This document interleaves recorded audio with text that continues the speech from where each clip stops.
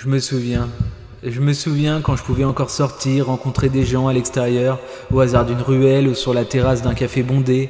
Moi, ma bite et mon micro. Ah, c'était la vie, la vraie. Enfin, pas si vrai que ça, quand même, puisque mon quotidien était celui de Serge le Mytho, à faire croire aux passants que je leur donnais une vraie info. Comme quand je leur ai balancé que la fin du monde c'était pour bientôt, dans moins de 10 ans, en 2029 exactement, et que c'était prouvé scientifiquement. Je me souviens. Dans 10 ans, j'espère pas parce que bon... Je sais pas trop là. Franchement, je compte mourir d'ici là, donc ça passe, on va dire. Ah, c'est sûr. Ok, on va profiter alors ce soir. Vous allez faire quoi? J'ai envie de m'acheter des lunettes, donc j'étais parti sur un petit budget, mais je vais me prendre des grosses lunettes bien chères du coup. 9 ans, c'est que le 9. L'important c'est le 19. En même temps, on s'y attendait. Moi je m'y attendais. Je pensais pas que ça serait si tôt, mais je savais qu'on survivrait pas longtemps. Je sais pas, vous me l'apprenez, mais ouais, non, je sais rien. C'est un peu lourd émotionnellement peut-être? Ouais, c'est ça, je vais lâcher ma larme. Non, mais franchement, je sais pas. On sait que c'était pour quand vous la fin du monde? Je m'attendais pas à la connaître quoi. Dans des milliards d'années quoi. Dans longtemps. Donc 2 et 0 ça fait 2. 2 et 2 ça fait 4. 4 et 8 ça fait 12. Donc à base de ça fait 3. C'est dans 9 ans. C'est pas encore fini. Comme ça, les prêts, on n'aura pas besoin de les payer. Et ouais. Tu vois tous les bons côtés des choses. Moi, franchement, je suis positive. Et vous allez profiter comment ces 9 dernières années? Je vais faire du vélo, je pense. Vous êtes une déglingos.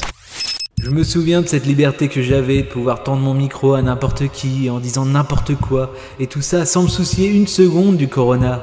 Comme cette fois où j'avais fait croire que les handicapés moteurs allaient être interdits en centre-ville. Une infox outrageusement scandaleuse qui a fait ressortir le meilleur comme le pire de mes interviewés. Ah, je me souviens. Ouais, moi je trouve pas ça normal. Alors là, je suis sans voix, je sais pas quoi dire. Je vois pas pourquoi on interdirait l'accès au centre-ville à des personnes... Non, je sais pas au courant de ça.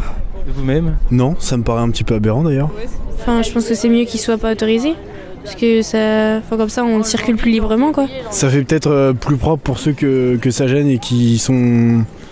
Mais ça, c'est une forme de racisme, c'est... Ah oui, mais c'est dégueulasse. Je sais pas, c'est la pollution, mais ils ont quand même le droit de venir dans le centre-ville, en fait. Non, c'est pas logique, je trouve. Et genre, c'est passé comment, ça, du coup? Une question de pollution. Tous les véhicules à moteur sont interdits en centre-ville. Non, mais c'est n'importe quoi. C'est fou. Ah, tous les véhicules... Oui, mais c'est pas motorisé, les handicapés. Si? C'est de l'essence? Vous n'étiez pas au courant? Ah non. Je vous apprends, c'est de l'essence. Je sais pas trop quoi vous dire. Bon, maintenant j'ai plus envie de me souvenir. Vivement la levée du confinement, que je retourne troller sans sommation ces adorables passants et leur candeur en béton. En attendant, je stocke mes infos en carton, le tout dans la réflexion et en me remettant sans cesse en question. Et oui, tout ça commence à être long. Mais bon, le pire doit être pour ceux qui sont vraiment sur le front. Allez, le bout du couloir est proche, je le sens, on sent la lumière et l'espoir revenir. Et bientôt, mes mythes au trottoir aussi vont rejaillir.